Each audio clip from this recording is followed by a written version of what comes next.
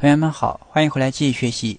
上节课我们学习了上面几组文字工具的使用方法，本节课我们来学习钢笔工具和下面几群工具的使用。这里面的钢笔工具跟 PS 里面的钢笔工具都一样。如果我们想在上面绘制一些图形，就可以点击这里的钢笔工具，按住鼠标左键就可以添加一个点，再次单击也可以添加另一个点。那当我们在添加点的时候，按住鼠标左键不松开，就可以有一个控制的滑杆，通过鼠标左键可以更改这个点的方向。后面添加的点都可以使用类似的方法对它进行添加。当路径绘制完成之后，我们也可以点击这里的删除锚点工具，找到需要的点，在点上面单击一下，那这个锚点它就被删除了。如果我们需要在这个线段上添加锚点，就可以找到添加锚点工具，在画面中添加，就可以增加一个点。那最后一个就是转换工具，切换到这个工具，我们可以对这个点的路径进行转换，单击一下就可以拉出一个滑杆。钢笔工具主要用来绘制一些图形，当然这个图形可以是线条，也可以是封闭的图形。先将这根线段删除。下面这里的矩形工具，它绘制的图形就比较多，大家可以发现这里面还有圆角矩形工具、椭圆工具、切角矩形工具、圆角矩形工具以及梯形工具，还有弧形工具。如果我们想要快速的绘制一些图形，就可以点击这里的工具，按住鼠标左键不松开，然后在这里面就可以将它绘制出来。绘制完成之后，在右边就可以对它的属性进行更改。当前这个形状它是有填充的，所以在右边这一块填充是勾选的。我们将这项勾取消勾选，这个图形就不见了，但它是存在的，只不过现在没有填充。勾选它，在下面会有填充的类型，当前显示的是实底。那我们选择实底，在下面可以更改填充的颜色以及填充的不透明度。像这些参数都比较简单，可以选择矩形工具，在画面中绘制一下。那我们现在绘制的图形，它会继承上一个图形的样式。如果想更改它的属性，同样需要选中矩形工具，然后在右边可以更改它的颜色。在填充的类型里面，除了实体之外，还有线性的渐变，更改它的类型，然后在下面它的颜色也可以更改。我们切换成线性渐变，它就出现两个滑杆。如果我们需要更改它的颜色，选中第一个滑杆，快速的双击，然后就可以展开实色器，找到喜欢的颜色，就可以对它进行更改，然后它就有了一个从黄色到蓝色的一个过渡效果。下面也有不透明度和它的一个角度，增加数值，就可以很明显的看到它的改变。将这两个工具删除。除非我们在制作一些特别的图形形状，那一般情况下，我们在新建字幕的时候，这些工具用到还是比较少的。重点我们来看一下下面的一个对齐和中心功能。先切换到文本工具，在画面中单击一下，展开文本，快速的复制。切换到选择工具，移动一下文字的位置，更改一下它的字体，可以将那个大小变小一点，将字体的红色更改成白色。再次切换到文字工具，再次单击一下，选择其他的文字 ，Ctrl 加 C，Ctrl 加 V。那我们现在在字幕面板中就新建了两个文字，我可以选中这个文字，按住 Shift 键，加选上面一个文字，大家就可以发现对齐这个功能就已经激活了。当有了两组或者两组以上的文字之后，我们就可以在这里面更改它的一个对齐方式，左对齐，第二个文字它就会在左边进行对齐 ，Ctrl 加 Z。上面还有顶对齐，中间还有垂直居中以及水平居中对齐。下面的中心我们在前面的课程中已经讲解过了，那为什么这里的分布没有显示呢？分布功能的使用就需要至少3行文字。可以再次切换到文本工具，快速的复制一下，切换到选择工具，按住 Shift 键加选这里的所有文本。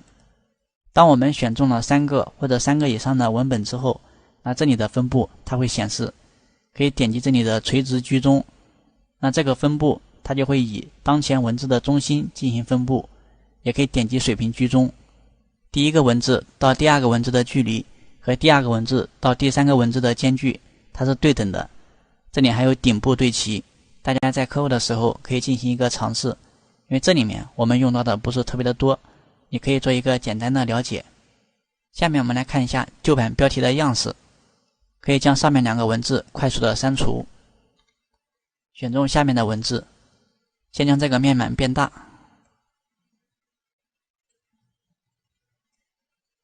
这里面的样式是 Premiere 给我们制作好的一个文本样式。如果我们想快速的运用这个样式，那你只需要选中文字，找到一个合适的样式，快速的双击，大家就可以看到，现在它就已经应用了这个样式。但是应用了这个样式，由于这个样式它是以英文进行显示的，所以这里面的字体它就不能正常的显示，那就还需要点击这里的下拉三角箭头，在下面找到合适的字体。字体更改过来之后，那么它的样式也会运用到下面的样式。当你确定好了这个样式之后，如果不喜欢的话，那我们也可以对它进行一个替换。像下面这里它还有一些颜色，选中这个文字，快速的双击，它的颜色也就产生了变化。我们还需要更改它的一个字体。然后如果这里的颜色你觉得比较难看，那你选中之后，在右边这里也需要找到填充，然后它的填充类型是线性的渐变，我们需要在这里面更改它的实色器。大家就可以看到，现在这个文字它的颜色就产生了变化。像这种渐变的文字效果，我们可以使用 Premiere 来制作一些花字。相信大家应该看过一些综艺节目，在综艺节目里面，特别是比较火的综艺《极限挑战》，它那里面的花字我们完全使用 Premiere 就可以制作出来。所以这里的旧版标题样式你可以做一个简单的了解。先将它恢复到默认的一个效果，快速的双击更改一下字体。下面我们就来看一下右边的一些常用的属性。当新建了一个文字之后，除了它的不透明度我们可以对它进行更改之外，下面有它的 X 轴的位置、Y 轴的位置、高度和宽度，以及它的旋转。那这一组的变换属性我就不带领大家一个一个来尝试了。我们来看一下字体里面的一些属性。在中间这里有一个字符间距，我增加这里，它就可以将文字与文字的间距变大。如果将它设置为负数，大家会发现字与字之间的距离它就会变小。一般情况下将它更改成0就完全够使用了。在下面还有一个参数倾斜，我们增加这个数值，文字它就会产生倾斜，跟上面变换这里面的旋转它是不一样的。旋转它是对整个文字图层进行一个整体的旋转，倾斜它是对单个文字都产生倾斜的效果，大家需要注意它的一个区分。那下面还有一个下划线，勾选它，在文字的下面就有一个下划线的效果。这一组主要是属性里面的一些参数，快速的对它进行一个复位。关闭属性。在填充里面，除了填充的类型、颜色和不透明度之外，下面还有两个属性，一个是光泽和纹理。我们来重点看一下纹理的使用。勾选之后，我们就给文字添加了纹理，但现在的纹理没有产生任何的变化。展开这里的箭头，你可以看到，现在我们可以给它添加一个图片，单击这个色块，它就会展开一个文件夹，那我们就可以快速的找到相应的位置。假设我找到这样一张图片，我们只需要点击打开，在这个文字的里面就可以给它添加一个纹理的效果。当然这个纹理不是特别的好，所以我们给它添加纹理之后看着不是很明显。Ctrl 加 Z。 纹理的下面还有缩放、对齐和混合的属性，都不是特别的常用。重点我们来看一下描边和背景。在默认的状态下，新建的文本它只有一个填充的颜色，没有给它添加任何的描边。在第一节课程中我们也讲解了，如果背景视频的颜色是白色，那你新建的文本它的颜色也是白色。所以为了保证文字能更清晰的显示出来，我们一般都可以给它添加一个描边。但是这里的描边它有两种类型，一个是内描边，一个是外描边。从字面上也特别好理解，内描边是在文字的内部添加一个描边。我们在工作中会经常使用外描边，添加一下，然后它的外描边默认的大小是10个像素，它的颜色是黑色。如果你觉得它的显示不明显，可以将这个大小变大。它的颜色也可以对它进行一个更改。现在在文字的周围就产生了一个30像素的红色描边。描边也有不透明度，在描边的选项里面，它也有填充的类型。我们也可以将描边的类型更改成线性的渐变，或者是其他的一个方式。也可以给描边添加一个纹理的效果。先将这里的描边关闭。除了描边的属性比较重要之外，下面的阴影属性也比较重要。勾选它，文字就产生了投影。现在这个投影不是特别的强，我们可以将它的不透明度更改成100%。默认情况下，阴影的颜色是黑色，可以将它更改成其他的颜色，比较醒目一些。然后可以更改一下它的一个角度、阴影的距离、阴影的大小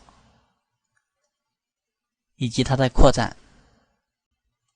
我们在工作中一般会将它的颜色更改成默认的黑色，阴影的距离不是特别的大。它的大小大概将它设置为5像素，扩展大概将它设置为10。这样我们再来观察一下，大家就可以看到它比刚才新建的一个白色文字看得更加清晰了。最后一个就是背景，勾选它之后，我们就可以更改这里的颜色。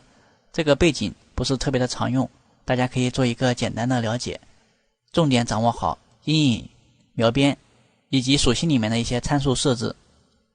通过本节课程的学习，大家也发现了，那这里面的工具以及它的对齐方式、字幕的样式以及文本的属性使用起来相对来说就比较简单，跟我们之前使用的 Word、PS 里面的一些工具基本上都是一模一样的。